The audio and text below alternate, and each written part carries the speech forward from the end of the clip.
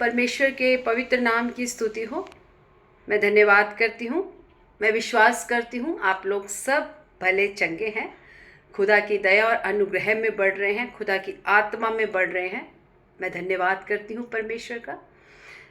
जब हम अपने आसपास के लोगों को देखते हैं जो प्रभु में नहीं हैं, चाहे उनके पास कितनी ही धन संपत्ति है, कितना ही ऐशो आराम है, परंतु उनके जीवन में एक आनंद नहीं है, एक शांति नहीं है जो हम परमेश्वर के लोगों में है। हम लोग थोड़ा खा के भी आनंद से रहने वाले लोग हैं। हमारे जीवन में एक परमेश्वर ने वो शांति, उसका वचन कहता है वो शांति जो हमारी समझ से परे है, क्योंकि हमारी समझ की नहीं है वो शांति। जब हम दुखी की अवस्था में भी, जब हमारे ऊपर कोई दुख संकट कलेश आता है, उसमें भी हमारे अंदर एक शांति, एक पीसफुल रहता है। हम घबराते नहीं जल्दी से। वो लोगों की बात कर रही हूँ जो परमेश्वर में दृढ़ता से चलते हैं, वो नहीं जो केवल नाम के लिए परमेश्वर को जानते हैं लेकिन कार्य संसार के करते हैं।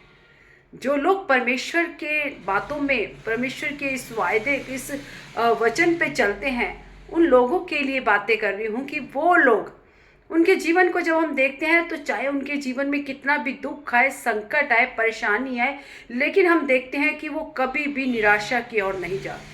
उनके चेहरे से हमेशा एक स्माइल रहती है।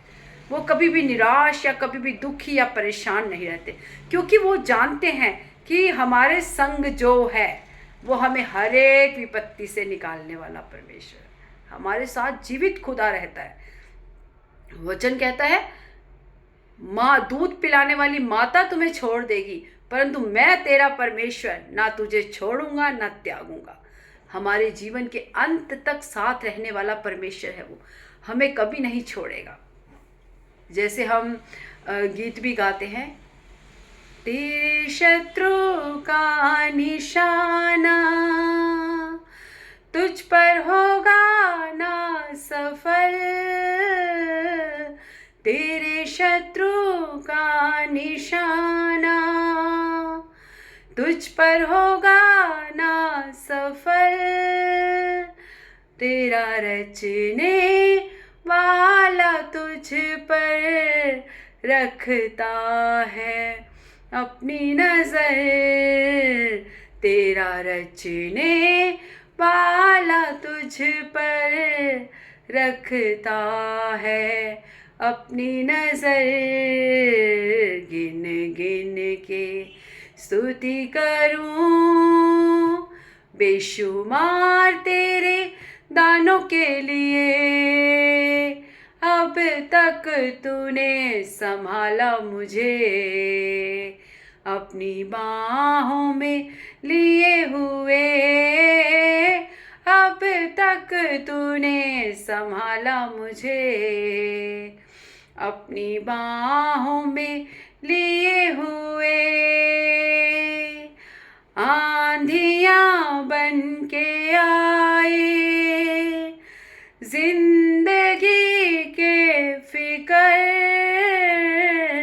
आंधियां बन के आए जिंदगी के फिकर, कौन है तेरा खेवनहारा, है भरोसा तेरा किधर, कौन है तेरा खेवनहारा, है भरोसा तेरा किधर। गिन गिन के स्तुति करूं बेशुमार तेरे दानों के लिए, अब तक तूने संभाला मुझे अपनी बाहों में लिए हुए, अब तक तूने संभाला मुझे अपनी बाहों में लिए हुए। आमीन। जब जब मैं इस सॉन्ग को गाती हूँ, जब जब हम कहते हैं कि तेरे शत्रु का निशाना, उस समय आप कहिए मेरे शत्रु का निशाना मुझ पर होगा ना सफल, क्योंकि मेरा रचने वाला हर वक्त रखता है मुझ पर अपनी नज़र। जब हम इस सॉन्ग को गाएंगे, जब तो हम एक आनंद और एक अभिषेक से भर जाएंगे। जब भी मैं थोड़ा सा उदास होती हूँ या परेशान होती हूँ, क्योंकि हम, ये नॉर्मल बात है, क्योंकि हम इस संसार में रहते हैं और हमारी जो ये काया है वो मिट्टी की है। जब हम संसार में रहते हैं तो हमें उसका प्रभाव भी पड़ता है। कभी हम थोड़ा सा परेशान होते हैं या कुछ होते हैं, लेकिन जब जब मैं थोड़ा सा निढाल होती हूँ तो मैं परमेश्वर के इस सॉन्ग को गाती हूँ और एक आत्मा में भर जाती हूँ।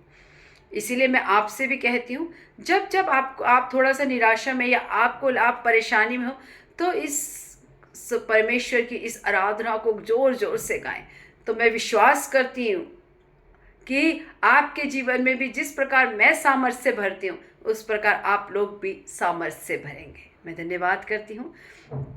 आइए हम परमेश्वर के इस कलाम से मैं आपके साथ एक छोटा सा वचन आज शेयर करूँगी।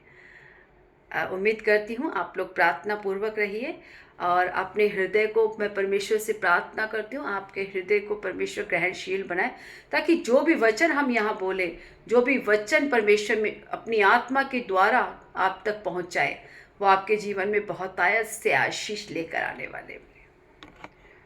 आइए हम निकालते हैं मत्ती 12 का 43।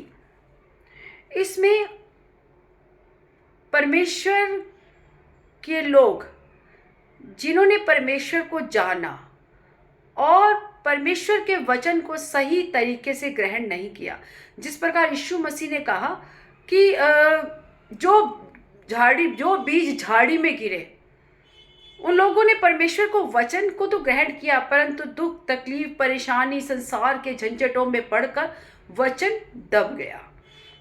वचन फल नहीं ला पाया जो फल लाना चाहिए था।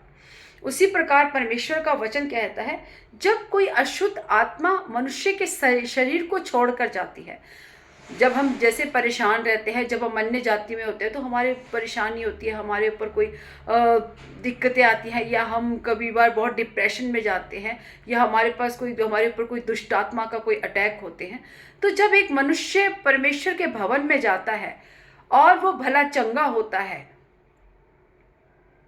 और जब वो भला चंगा होने के बाद परमेश्वर के भवन को छोड़कर वापस लौट जाता है अपने उस पुराने जीवन में, अपने उस पुराने मनुष्यत्व में, तो परमेश्वर का वचन कहता है कि जो दुष्ट आत्मा उसे पहले परेशान करती थी, और जो वो जगह, जब हमारे अंदर से दुष्ट आत्मा निकलती है तो वो जगह खाली हो जाती है। तो परमेश्वर का उस जगह खाली को जब हम परमेश्वर के वचन से भरते हैं तो हमारा जीवन बढ़ोतरी की तरफ होता है। परंतु जब हम वचन नहीं पढ़ते या परमेश्वर की बातों को नहीं मानते, उसकी संगति को छोड़ देते हैं, वचन पढ़ना छोड़ देते हैं, प्रार्थना छोड़ देते हैं, अपने अपने जीवन में फिर जैसे पहले थे हम वैसे ही रहने लग जाते हैं, तो परमेश्वर का वचन कहता है कि यदि हमारे अंदर से कोई एक दुष्ट आत्मा निकल के जाती है तो वो सूखे में जाती है। जब उसको कोई और नया घर नहीं मिलता तो वो वापस आती है।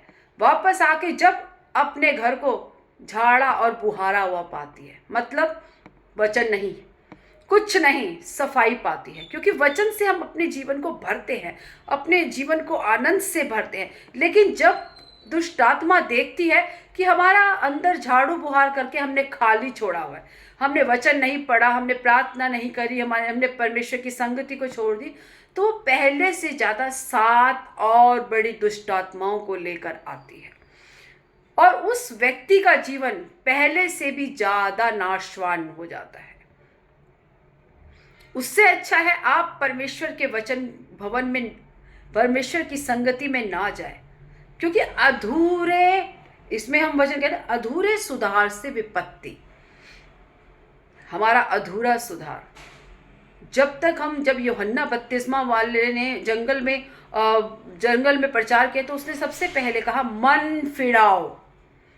यदि हमारा मन नहीं फिरा अपने पुराने जीवन से तो कोई फायदा नहीं है परमेश्वर के भवन में जाने से, क्योंकि परमेश्वर भी आपके जीवन में तब भी काम कर सकता है जब आप परमेश्वर के वचन में स्थिर रहें, संगति में बने रहे और उस पर विश्वास करके आगे बढ़े।